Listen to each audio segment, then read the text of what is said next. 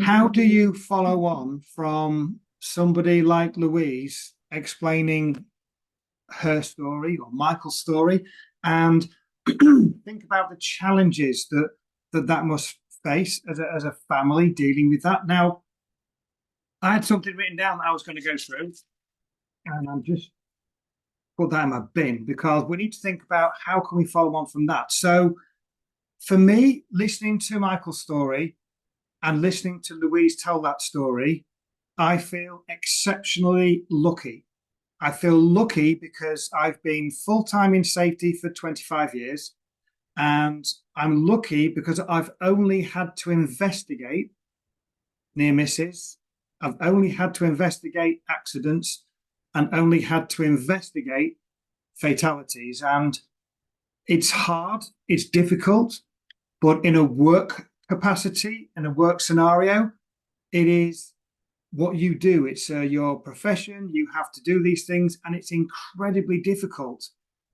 I just cannot imagine what it would be like being on the receiving end, knowing that one of your loved ones has been killed or injured terribly at work. So what I'm just gonna go through a few examples of how dealing with these incidents has helped shape me to become better at what I do, is what's helped me to become better at um, investigating better so that I can actually develop and try and prevent harm from happening again. So my very first accident or bad accident to investigate was the 18th of September 1999. And I can't see your faces. Many of you may have been born after the 18th of September 1999. And so it's about remembering what happens in the past and trying to learn from it. So we had an individual fall 4 meters from height. He didn't know that there was an opening. He was in a dark area and he fell. Now, he was exceptionally lucky.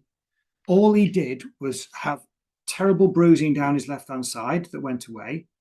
And also, he shattered his left elbow. Now, a brand new titanium elbow was fitted, and he was able to return to work after 12 months and carry on his normal job until he retired. But even though it was a success because this person returned to work, it was a success because he was alive. The tolls on him and his family were incredible because people go out to work.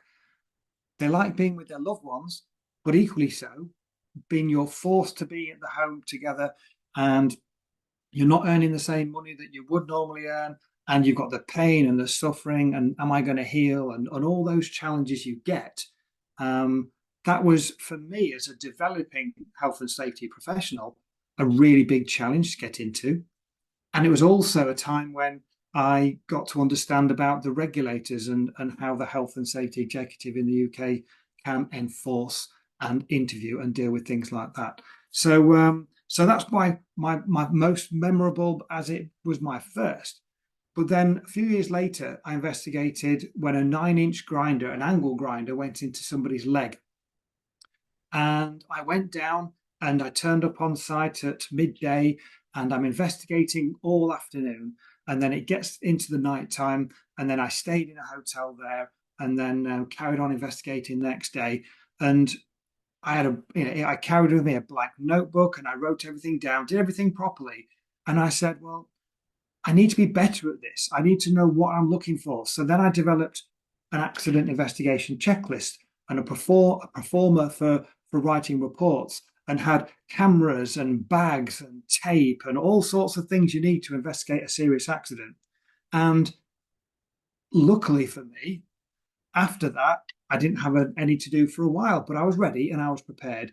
And I found that then when I started doing more detailed investigations, I was able to actually find out what really happened. And very often you investigate an accident, and if you take what Louise was saying, the supervisors don't enforce the rules, maybe then the workers don't follow the rules.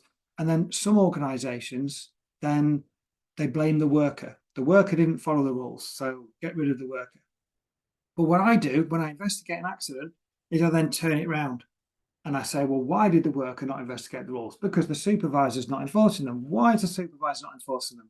And then you work your way up to managers and then directors, and then you realize that there's a challenge and an issue with an organization. So it's really important to investigate properly and learn to be better at what you do and be willing to say that something's not right, because finding out the truth is one thing and doing something with it is another. So what I'm going to do now, I'm going to try and share my screen. And Alison, if you're on the call, could you allow me to share my screen, please? So here we go then. So time travel with occupational safety and health.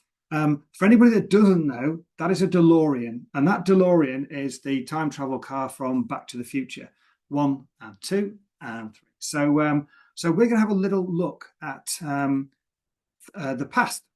So can we remember the Safety Profit Conference 2022? Now, I'm going to ask the question, and Edward, you're going to have to just give me an idea in terms of percentages. How many people here today were here at the Safety Profit Conference in 2022, as a delegate? Can you do it with a show of hands? And Edward, you can give me an idea of what percentage we've got. Is it all? Is it 50%? Is it 25%? If you can recall that for me, Edward, that'd be great. Right. So currently we have 25% I'm of interested them. to know, because it's really important that we do these things, and I've got so much respect for Edward and the Safety Profit Foundation for operating this and making it happen. So it's really good to look at what we've done. But I gave a challenge at the end of my presentation in 2022. I gave a challenge to everybody, and I've had no feedback. So watch this space, and I'll come back to that at the end of talking. So this is us celebrating at the end, and it was so nice to meet everybody on the day. And if you're not in there, I apologize, but it's really, really important to share good practice and to also challenge the bad practice that we see. So that was 2022. I have done so much in the last 2 years. You've done so much in the last 2 years. And we want to try and understand what benefits that we can have. So what am I looking at then? Learn, look, and lead. And the reason why I'm saying that, just look down here, is because I want to make sure that we learn from the past. Now, as Louisa mentioned with Michael's story, we need to be understanding and think about the past. And for me, I deal with clients that don't like to talk about the past because, oh, that's different, or they have new managers and they don't want to understand. We need to remember, in 2010, I was starting to get concerned about the safety and the leadership of an organization. And I played them a video, and I'm going to play you the video next. And after I played the video, I said, I'm starting to worry that this is going to be this site. And they did something about it. Unfortunately, not quick enough, and they had a major incident in the March of that year. But we need to learn. And what I'm thinking of here is, when I think about looking back, I'm going to press play. Here we go. So COMA is controlled major accident hazards. We don't need to understand about that today. But last week I did some training, and I'm on a big chemical plant, and I start to play this video. And some of the younger people in the room started laughing, and they're laughing at the old-fashioned footage. They're laughing at the car. They're laughing at the pub. They're laughing at just everything. And I stopped the DVD, and I said, please don't laugh, because there might be people in this room that remember this incident, and somebody put their hand up and said, I heard the accident. And the person that put their hand up and said, I heard the accident, was 35 miles away. 35 miles away. And they heard the bang. Now, this incident happened on the 1st of June, 1974. I mean, it's 50 years this year when this happened. And I'll just stop that now. And so 50 years ago, this happened. And I think, my gosh, I'm 51, I'm 52 soon. And so it's a long, long time ago. We must be so much better than then. And so anyway, this person was saying, I heard the blast. I was only little, and all the glass was shaking from that far away. Now, I played that DVD to a different client a couple of years ago, and as I'm delivering this DVD, this man in the corner starts crying, not just crying, sobbing. His eyes are just full of water. His shoulders are bobbing up and down. And I stopped the DVD and I said, I'm so sorry. Do you want me to stop it? And he said, no, they need to see it. So we played the whole DVD. And then afterwards, I said, do you feel that you can talk about this or not? And he said he could. And so he was a worker on another factory. He did his full day at work and then he went home. In those days, there was no mobile phones, nothing. So he got home and the phone rang straight away. Hello, there's been an accident, another site. We need you to get back. They wanted this man back because he was part of the emergency response team, the fire safety team for the company he worked for. So he drove back to work, got in the fire engine, and they drove to this place at Flixborough. And the reason why he was so upset was because 28 people died on that explosion. And they were in radio contact with those people before they died. The people went to a safe place, they went to a control room, but the size and scale of the disaster meant that they were overcome and they all passed away. And it really taught me a good lesson that we need to stop and we need to look back.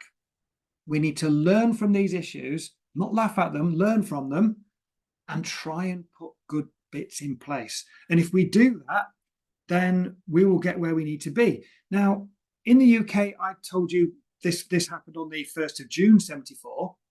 On the 31st of July 1974, the Health and Safety at Work, etc. Act was created. And it was a game changer for health and safety legislation. Now, I know Edward is quite passionate about trying to encourage debate and occupational safety and health legislation in Ghana to improve. And it's really critical because what did that do in 1974? What it did was it said, you must provide a safe place of work as an employer. You must provide a safe and healthy working environment. You must provide safe plant and equipment. You must provide safe use of chemicals. I'll summarize that one. And you need safe people, which means training and development, and also the provision of information, instruction, training, and supervision. And if we take Michael's story, the information was there, the instruction was there, the training was there, but they failed on the supervision. And it's that last piece which very often becomes that key challenge. I see people driving around in mobile work equipment, forklift trucks and telescopic handlers and things like that. Many sites require seatbelts to be worn because of the risk of being ejected. So if you see people driving around with fork trucks and they're not wearing a seatbelt, and it's a rule that they should, then we should all do something about it, shouldn't we? And this is one of the things that we said, where don't walk by. If you see something that's not right, then do something about it. And it depends on what level you are in the organization. I appreciate that, but every little helps.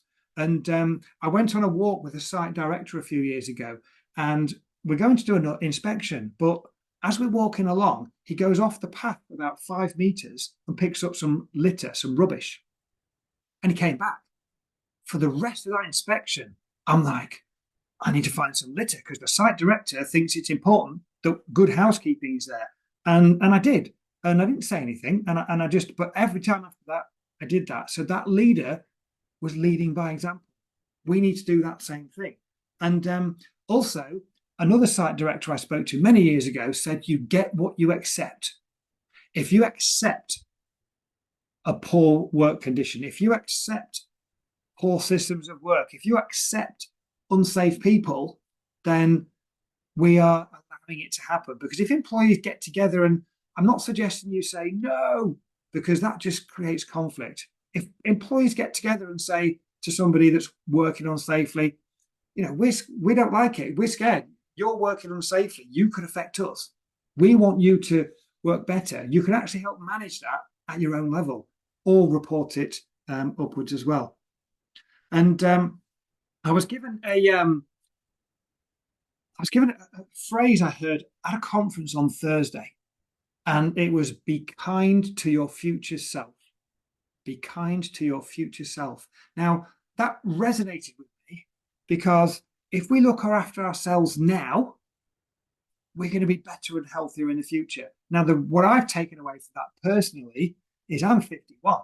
I need to make sure that I'm eating properly, exercising properly, sleeping properly. And if I do that now, I'm going to really appreciate it in 10, 15 years' time. But in the workplace, it's the same. Be kind to yourself now. Look after your health, because health and safety is that H bit as well. So for me, that health part is if you're working in an environment that's got lots of dust and contaminants in the air, then you don't want to be breathing it in. It doesn't have to have a big chemical label on it for it to not be, for it to be good for you. You've got to make sure you try and prevent as much as you can. So try and do that. And if we think about those aspects of the Health and Safety at Work Act, so safe plant and equipment, safe people, safe workplaces, if we can do that, we become better. And we want everybody to buy into this. So what can we do about it? For me, I've had this slogan that I've had in my head for a number of years, and it says, "Be the change." If something needs to change, get involved, do something. Now, when I first started work many, many years ago, there was a meeting with the staff, and they said, "I want somebody to chair the Health and Safety Committee." My hand was up straight away, and I got elected to be the chair of the Health and Safety Committee. After the meeting, I went to somebody quietly and I said, "What's a Health and Safety Committee?" I had no idea, but I was a volunteer. I was energetic and enthusiastic. And then from there, I have developed into being able to do what I've done.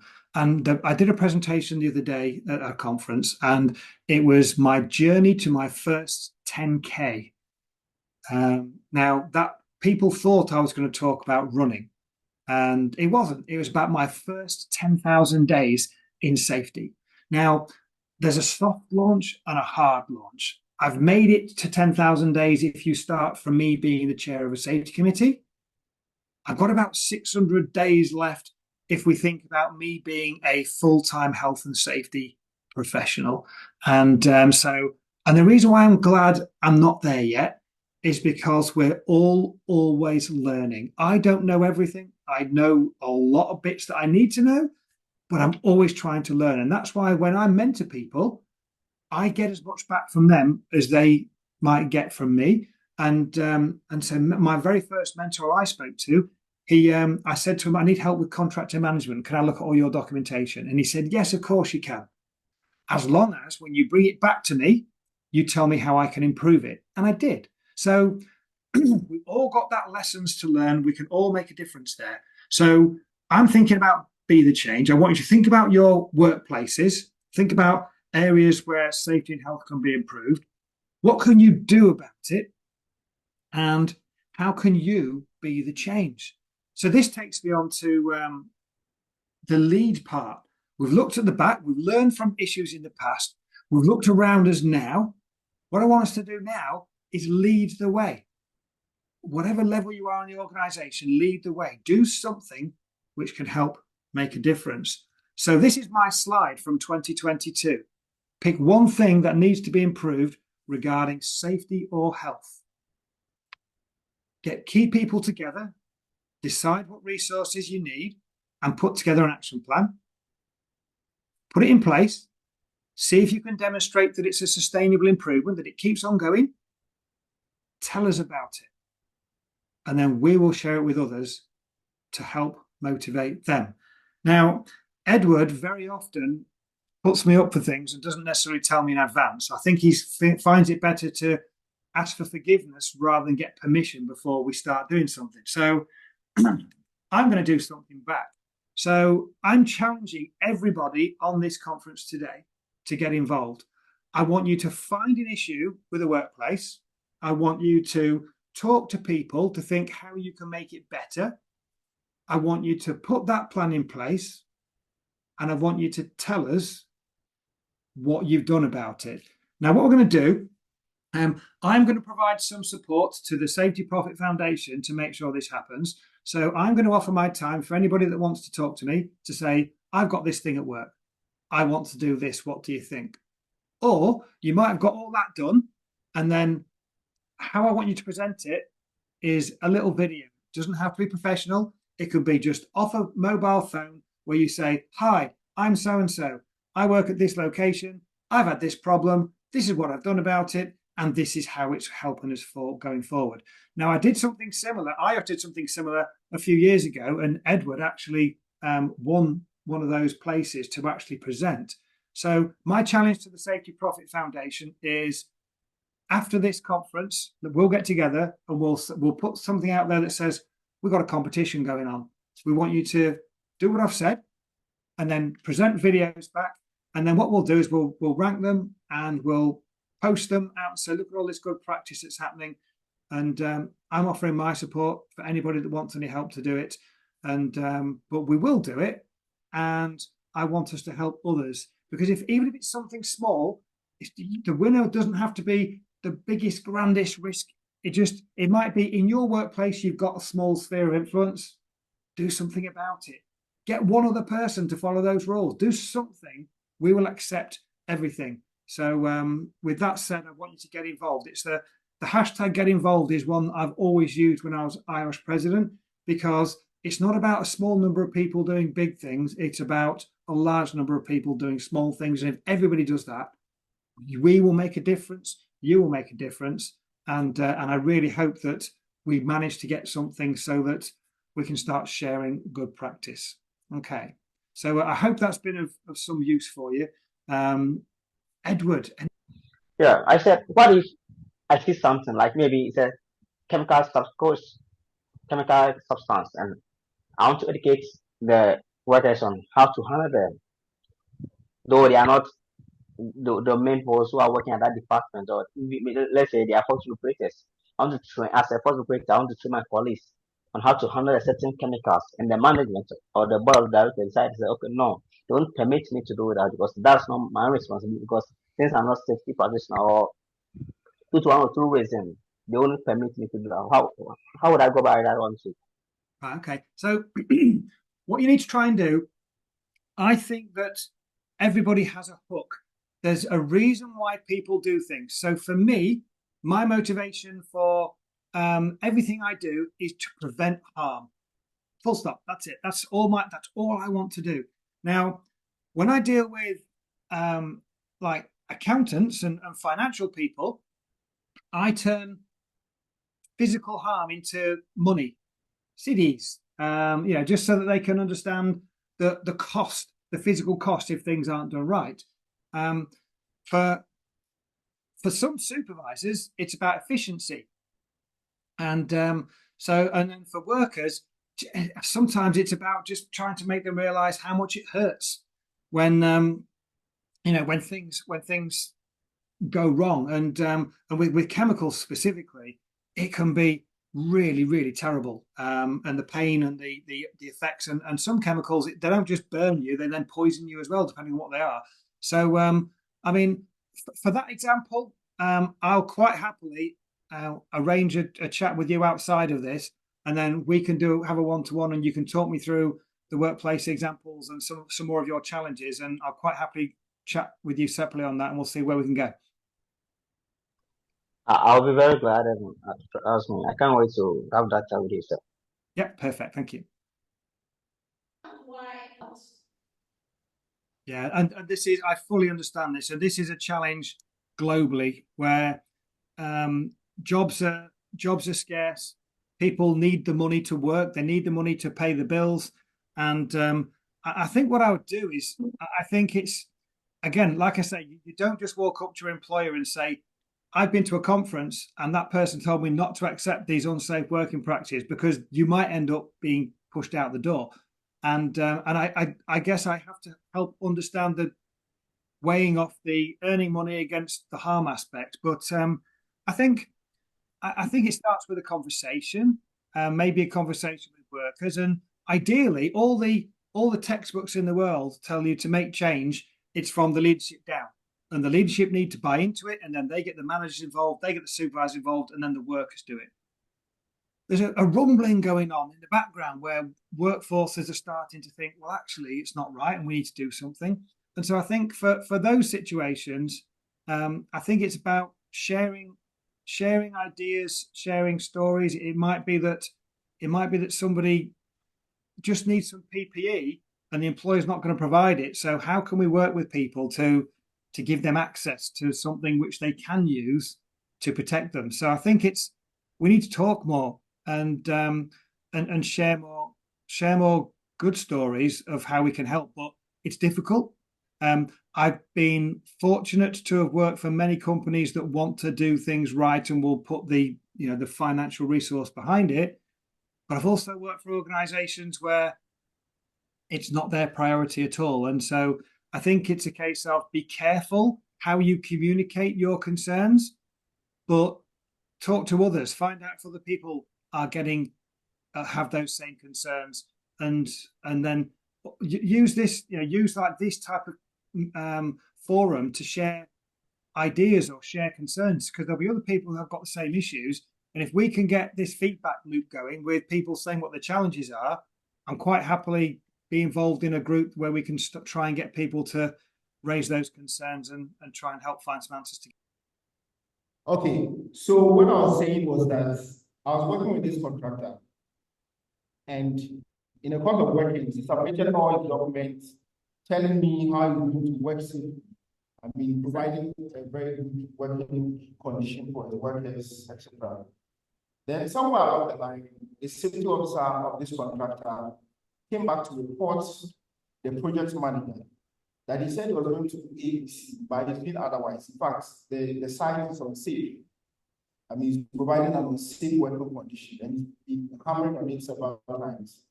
So he told me, and I went to the site unannounced, and only to find out that yes, it's true what the safety officer was telling me. We went contrary to what documents that were submitted. The following day, the safety officer told me that he's been dismissed from the company because he reported unsafe conditions and some unsafe acts to me, and I've gone ahead to report to the MD. Then I went back to the MD and said, no, you should know better. You sign on to those documents that spells that you're going to provide ABC for your workers. I mean, provide a safe working condition for workers. So kindly reinstate this guy back and let him work. He's done no wrong by pointing out. That is the best I can do as, a safety professional. I mean, for your, what do you think should have been done in this regard? Thank you. Yeah, I mean, you obviously done everything you need to do there. It's so frustrating when people are disciplined or asked to leave the business just because they're raising safety concerns. From a UK perspective, it's an easy answer. If people are doing that, then they've got somebody they can call. They can call the regulator and say, this is terrible. We're being dismissed because we're challenging health and safety, and then the regulators will investigate it. Now, even if they do, it's very unlikely that person will end up going back to work there again because people fall out and relationships break down. But it's difficult. And I think the best thing for us to do probably is for Edward, if you can capture any questions, and literally we'll do it as a podcast, so you can literally interview me, record it on Teams, and then we'll distribute it to everybody. Is that okay? Yes, that works great. That's fine. And then I've got a perfect signal when we record it, and we can share it with everybody. So if anybody got any questions, give them through to yourselves, and then we'll literally, I promise we'll do it really quickly. We'll get a podcast done. Okay, great. Thank you so much. Thank you.